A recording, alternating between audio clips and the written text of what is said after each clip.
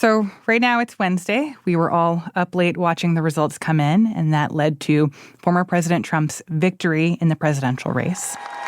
But it's a political victory that our country has never seen before, nothing like this. I want to thank the American people for the extraordinary honor of being elected your 47th president and your 45th president. And this afternoon, we just heard Vice President Kamala Harris concede in a speech at her alma mater, Howard University in Washington, D.C.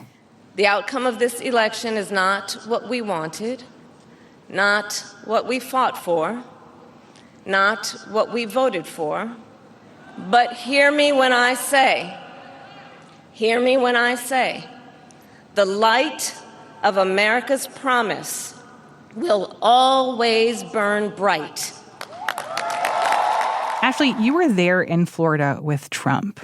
What was it like? What is it like now? You know, last night I was struck again. I was there in 2016.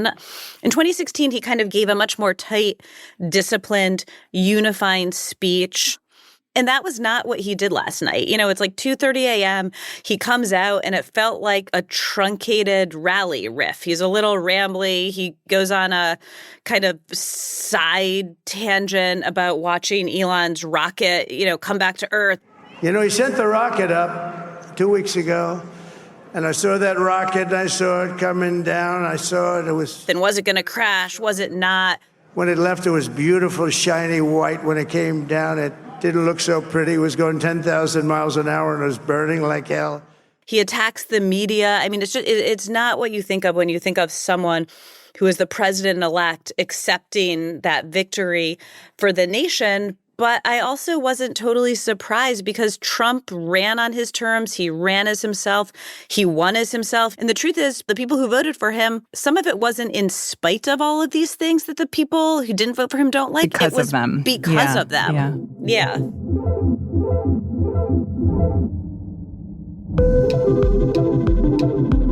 Welcome to the Campaign Moment on this Wednesday, November 6th. I'm Martine Powers, co-host of Post Reports. And I'm Aaron Blake, senior political reporter and author of the Campaign Moment newsletter. We are joined this week by the great Ashley Parker, who is a senior national political correspondent for The Post. Hey, Ashley. Hi. So folks listening to this podcast may have seen that we dropped an early episode this morning outlining what it looked like last night as Donald Trump won this election. That big moment when he won Pennsylvania, the call in Wisconsin that really put him over the top. But now we're going to dive deeper into how Trump won and what his win means for the Republican Party. We're also going to be talking about how Democrats are responding to all of this and the recriminations in their own party, questions about how they move forward, and of course, the significance of a potentially decisive Republican majority in the U.S. Senate. So, Ashley, I want to start by asking you the big question that I think is on everyone's minds. How did Trump pull this off?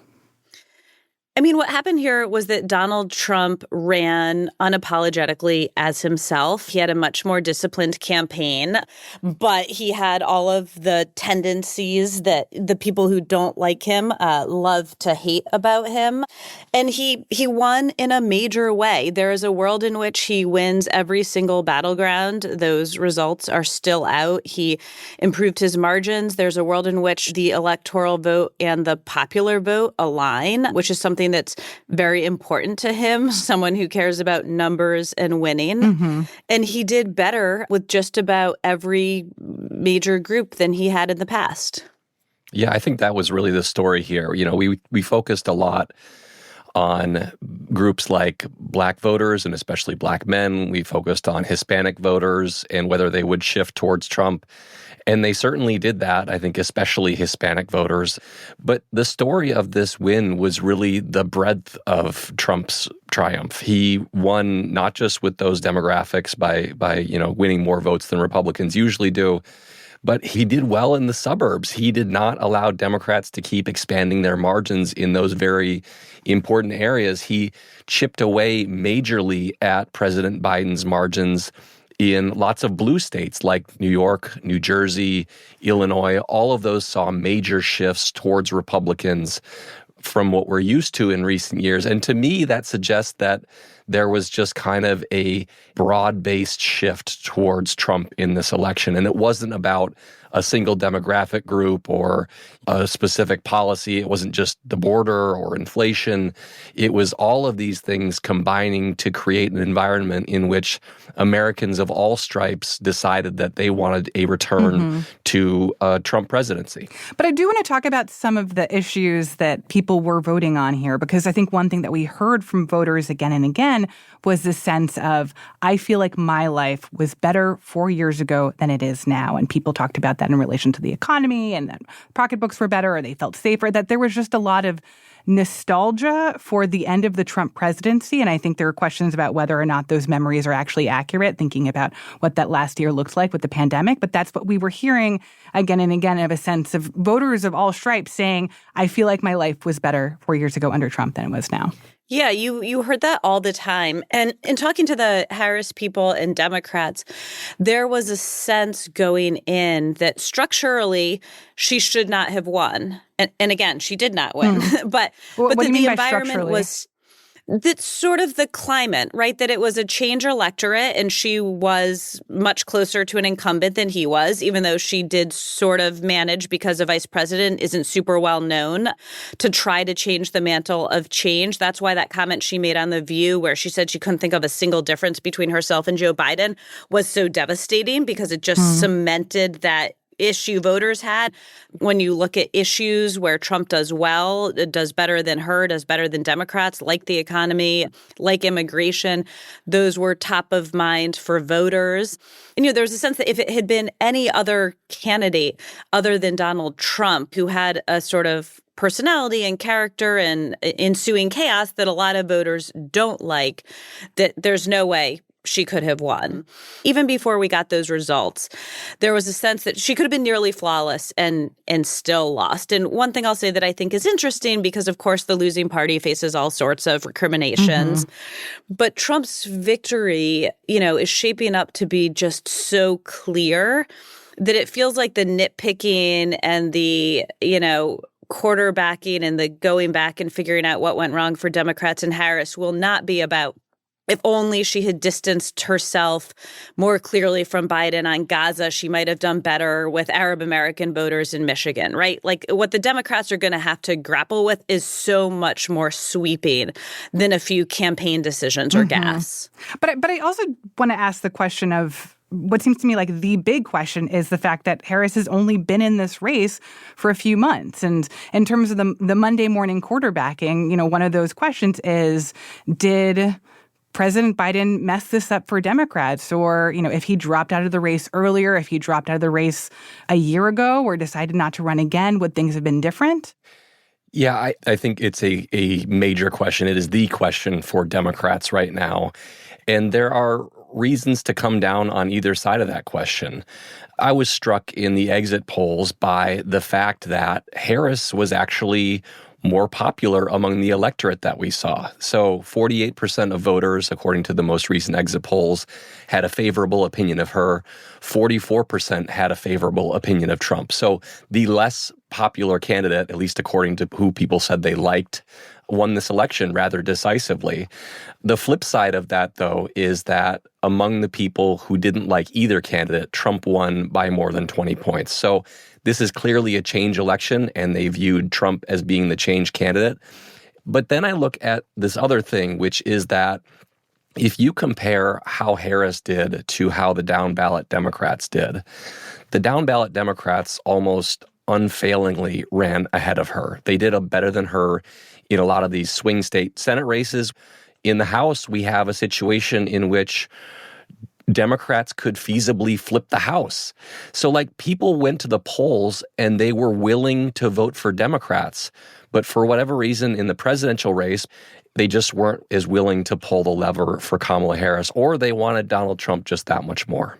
And one thing I think that will be hard to unpack is, how much her gender mattered, how much it maybe helped her with certain demographics, how much it hurt her. One of the stories I'm most proud of was one my colleague Maeve Reston and I did that basically asked the question of, is America ready and willing to elect a female president? And, too long didn't read. The answer was yes, but with a million caveats. It will be harder. She will have to be twice as good and she will have less room for error. And Harris, of course, is not just a woman, but she is a Black woman and an Indian American woman, and she didn't lean into any of that. But just from last night when the election was called to now when we're talking, I cannot tell you the number of texts I have gotten from Democrats, from operatives, from women in my life just saying, wow, America really hates women.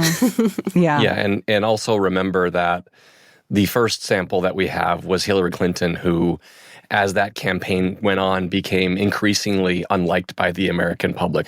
Harris was more liked, but people still weren't willing to vote for her for whatever reason. Can I ask one more thing specifically about the abortion question and how it relates to how women voted in this election? I mean, we saw abortion ballot questions in states around the country, and the majority of them did well. And people sort of demonstrated that they were interested in protecting abortion access. And throughout the campaign, that has been one of the narratives we've heard from the Harris folks, that because abortion was on the ballot and because there's this sort of general concern among women about protecting abortion rights for the future, that would help buoy the Harris campaign. But that didn't seem to have worked. And there seems to have been this mismatch between many of these ballot measures being successful, people voting to protect abortion access, but that not actually affecting them voting against Trump. Can you explain what was happening there?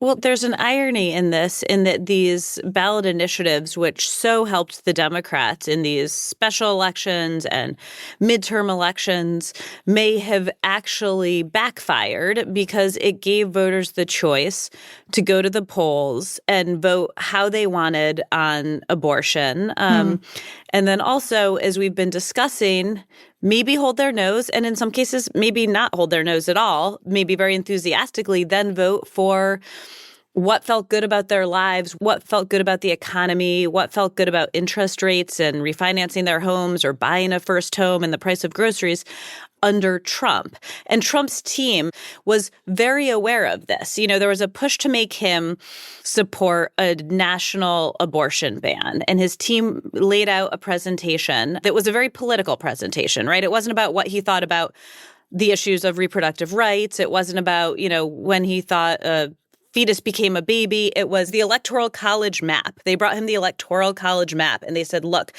these are the states that have whatever protections on abortion up to this week, up to that week. And they pointed to the blue wall and they said, if you support any sort of national ban, Democrats will be able to say that in these critical states, in Pennsylvania, in Wisconsin, in Michigan, you are rolling back abortion protections. You are taking them backwards. But if you just leave it up to the states, people can vote how they want, and then they can vote how they want for president.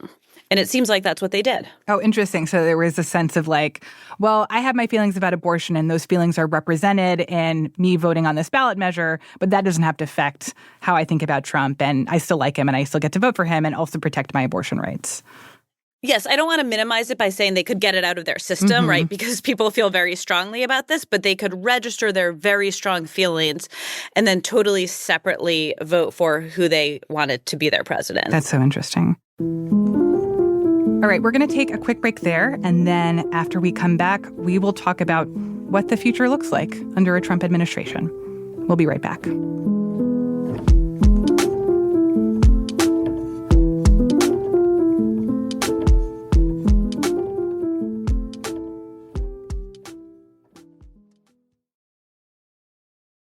So, Ashley, what do we know about what a second Trump administration would look like? Sure. So we know what Trump has said, which again, we have to be careful, is not always what Trump will do. One of Donald Trump's key campaign promises was to be incredibly tough on the group of people he refers to as illegal immigrants and to enact sort of the largest mass deportations of these immigrants that America has ever seen. But again, a note of caution here. When he was campaigning in 2016, he promised what he himself described as, a quote unquote Muslim ban. When he got into office very early on, he tried to implement that in the form of a travel ban from about a half dozen Muslim-majority countries. And it was sort of a hot mess. The airlines, the various government agencies was not equipped to handle and kind of went away. So it just is a way to demonstrate that he can say things and he can also sometimes do things, but they're not quite the outcomes he has always promised. He's also promised huge new tariffs on imports. He's promised to halt some climate and environmental regulations. He's talked about tax cuts. The one thing that is different, though, is this time, sort of to be cliche, less of the guardrails are there, the sort of more traditional Republicans who were willing to, in his eyes, act as the deep state to subvert his will, in their eyes, to be a check on democracy and good governance. You were going to have less of those people coming in. And a sense of who the loyalists are, and the idea that he can kind of come in, hit the ground running, knowing who the people are who are going to be willing to enact what he wants to enact. Totally. And he, this time around, he came in, and in 2016, it took him a year or two to realize, the presidency is not a monarchy, right? It's not the Trump organization. He's not boss and he's not king. That's very disappointing. He has a better understanding of that. And his people, also the people who would bring in, there's people who have worked in the federal bureaucracy, and it's complicated and it's difficult. And there's people who know now how to work through agencies and use those levers to do what he wants to do in a way that he didn't and they didn't the first time around. Yeah, and the question with Trump is always, is he being serious or is he being literal? This is the thing that we talked about a lot in 2016, when he said so many things, and, the question was whether he would follow through. I think we're going to find out even more now whether he actually intends to do these things. We're not going to see people like John Kelly, his former chief of staff, who stood in his way on a lot of things behind the scenes, who has since emerged as a Trump critic. We're not going to see Vice President Mike Pence, even, who stood up to Trump on January 6th. We've seen Vice President-elect J.D. Vance saying that he would have handled January 6th differently from Mike Pence. So we're not going to see those people in the Republican Party stand up to him as much, both in Congress and in the administration. And so I think we're in a situation where the largest check on his impulses, if he follows through with them in the years ahead, is probably going to be the court system. And we're going to be talking a lot about what judges do. Mm-hmm. I want to talk briefly about the Senate because, as you point out, part of this is kind of a sense that Trump has a mandate from the American people, especially if he wins the popular vote, and that empowers him to truly get Republican support behind him. But also the fact that the Senate has now flipped, and depending on what happens with these last races that need to be called, it might not even be that close. The Republicans might have a sizable margin in the Senate. We have to see what happens with the House, but there's a very real world where Republicans maintain control of that too. What would that mean for Trump and what his presidency would look like in these first couple of years? Yeah, I think the House is the big question right now, and it is going to take a long time for us to figure out what's going to happen with that because there are lots of outstanding races. It's very close. Some of these races are in California where the ballot counting process is glacially slow. And so there's going to be a lot of attention focused on that because it is Democrats' best shot at a check on Trump. They'll have probably the filibuster in the Senate. Democrats are probably glad they didn't get rid of the filibuster now because Republicans might have a big majority, but they're not going to have 60 votes. But there are fewer things standing in his way. And, the results in the House are going to be very significant. And I think that it's going to be a situation in which he is empowered to do more things even than he did in the first 2 years of his presidency when he had the trifecta. There is going to be more of a structure around him that enables him to try and do things, less questioning from the Republicans around him and administration officials. And it's going to be, I think, a very different presidency even from the one we saw in 2017 through 2021.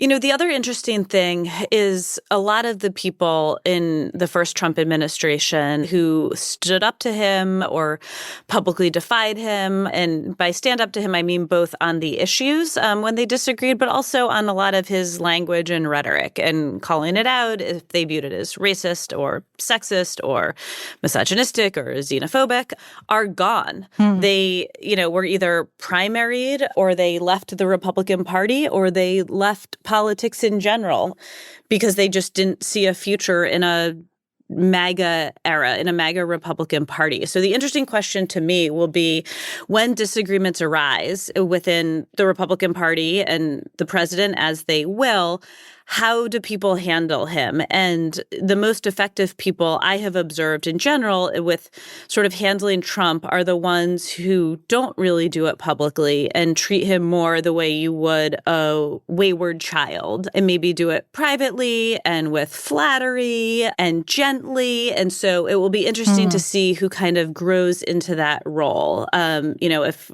House Speaker Mike Johnson, if Republicans keep the House and he stays Speaker, how he manages to disagree when he disagrees with President Trump, whoever the new majority leader is in the Senate, what sort of relationship they have with him and how they manage to sort of nudge and cajole him behind the scenes. Because again, the people who are most effective with him are often the ones who do it with carrots rather than with sticks. I think a big early testing ground for what is going to happen in the next 4 years and how Republicans in Congress are going to handle Trump is on the issue of Ukraine aid. This is something that Trump has kind of had a very nebulous position on. He's more skeptical of Ukraine aid than a lot of his more hawkish Republican members of Congress are.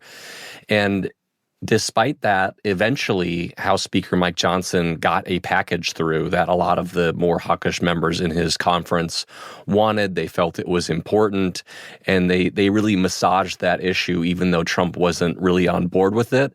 So I think it's going to be a very big question early in the Trump presidency about whether there is a push for more Ukraine aid or the Republican Party kind of gives Trump what his impulse seems to be, which is to cut off that aid. And that'll be a big signal of whether Republicans in Congress are willing to legislate in ways that might make Trump uncomfortable and really push for things that they feel are very important, even if they're difficult to try and get done. I think that's going to be the big early one that I'm watching for as far as what's ahead in the next 4 years. Yeah, there are so many questions around, like, how does this affect foreign policy going forward? Ukraine, Gaza. I think we're planning on having a post-reports episode in the coming days to explore more of that. But one last thing I want to ask you guys about here. Aaron, you mentioned earlier that given Republican control of the Senate, for example, depending on what happens with the House, that really the only check on Trump and the Trump agenda is going to be the court system. And yet this is the first president in history to be a convicted felon. And there are a lot of questions about what happens to some of the legal circumstances around him going forward, right? Like, he has not yet been sentenced in that hush money trial in New York for which he was convicted. That sentencing was put off until after the election. Is that going to happen? What happens to these other court cases? Is the judicial system just sort of going to cave in the first stages of a Trump presidency, considering he will be the boss of the Department of Justice? Yeah, I think there are lots of questions here, including whether Trump feels inclined to pardon himself for these federal cases, which he can do. At least the January 6th case is the kind of one remaining out there. The classified documents case is out the window at the moment. Also, are these prosecutions even going to move forward? He's going to be the incumbent president. Do the prosecutors decide that that's something that they no longer want to pursue? Certainly, having those cases be taking place while he's running the country is not an ideal circumstance, no matter what you feel about the things he did in the past. So it's a really big question. We don't have a lot of clarity right now, but I expect we will get some in the days ahead. Yeah, Aaron is totally right. But in Trump's mind, this entire time, it was much more black and white and binary. It was like, if I win, this all goes away. And the question is whether that will be the case. But Totally. Certainly it will help him. So looking ahead to coming days and weeks as this transition period kicks off, what are you both going to be paying attention to? I'm going to be looking at, of course, who he's choosing to surround himself with. First and foremost, his chief of staff. There's a lot of thinking it might be Susie Wiles, who's essentially his campaign manager, very disciplined, very good with him, ran a very professional campaign. I don't know how much she's a campaign person, right? A Florida campaign person. I don't know how much she knows about the levers of power in the federal bureaucracy, but she's certainly a smart, competent person who could probably pick that up quite quickly. So who his cabinet is, of course, who his attorney general is. That was a big point of contention in his first administration. He wanted a personal lawyer to go after his enemies. I think that's who he's going to try to appoint this time. And then, of course, two more things. What a Trump administration looks like when Trump comes in with something of a mandate, right? How does that change things? And again, we were talking about, how did Harris lose? What went wrong? But I think the bigger question for me, again, is Trump did all these things, and there was a sense initially that if he won, it might be in spite of it, but it is also very much because of it. Yeah, I think the big question in the coming days is the rhetoric, not just of Trump, but also of his base of support. How emboldened are they to really go hard on some of these things? How angry are they about the critics who stood in their way? I think we're going to get a pretty good sense of in which direction the Trump presidency could be headed in a matter of a few days here. Well, that's it for today's episode. Ashley, thank you so much for being with us. Thanks for having me. Ashley Parker is a senior national political correspondent for The Washington Post. And before we go, don't forget to subscribe to Aaron's newsletter, also called The Campaign Moment. You can find a link to the Campaign Moment newsletter in our show notes and at postreports.com. Today's episode was produced by Laura Benshoff and Sabby Robinson. It was mixed by Sam Baer and edited by Lucy Perkins and Mary Jo Murphy. Aaron, thanks so much. I will talk to you later this week for more on everything that is going on right now. Thanks, Martine. Talk to you soon.